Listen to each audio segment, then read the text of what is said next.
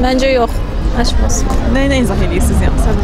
Çünki o bizim əbədi düşmənimiz olub da, bu doğru bir bizim ulu əcdadlarımız türklərdirsə, doğru bir hərəkət deyil. Mən heç yəni güzəştə getməzdim. Həqiqət açılmalıdır. Yox, razı deyil. Səbəbini nə izah edirsiniz? Neçə il torpaqların işğal altında qalıb.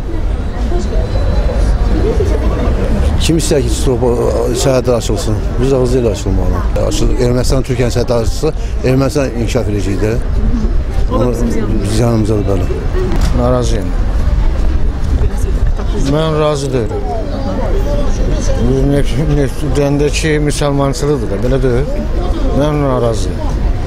Yəni ki, 20% torpaqlarımızı işğal edib Ermənistan və Türkiyədə qarşı... Bizim torpağımızda çox yerlər işğal edib. Mən hamısını bilirim. Mən özüm Rusiyadan gələn adam. Hamısını bilirim. Narazıyım xanım. Qardaş deyir, gedib torpaq sərhəd açır, yəni o düzgün deyil. Yəni başqası vaxt həmişə deyir ki, Azərbaycanın dayaq arxasında amma gedir sərhəd açır. Yəni şəxsən yəni Azərbaycan xalqından yəni necə deyirlər, heç kim istəməz. Türkiyə o işi heç vaxt görməz.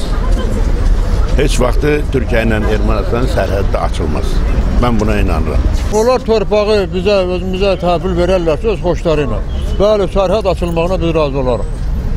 Yəni hal-hazırda torpaqlar qayıtmayıb. Türkiyə indiki məqamda Ermənistanla sərhədlərini açsa, buna münasibət necə olar? Xeyr, açmaq olmaz. Pis olar. Siz fikrinizdəyik. Fikrimiz budur ki, bizim 20% torpaqlarımız işğal altındadır.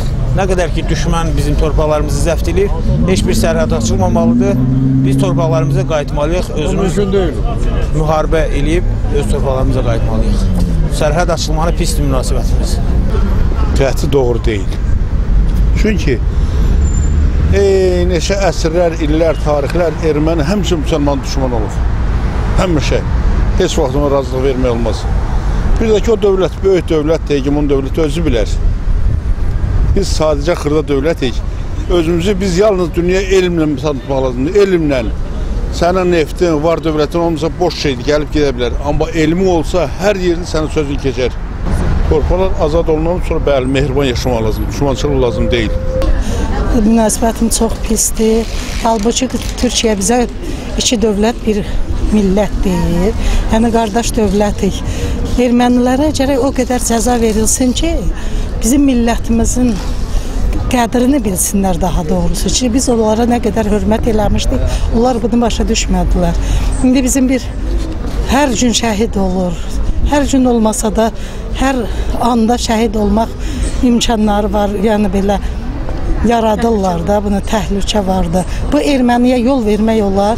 Ermənini o qədər sıxışdırmaq lazımdır ki, onlar belə özlərini məhv eləsinlər. Yox, istəmirəm. Səbəbi necə izah edirsən? Fikrinizə? Siyasətlə maraqlanmıram. Aram yoxdur.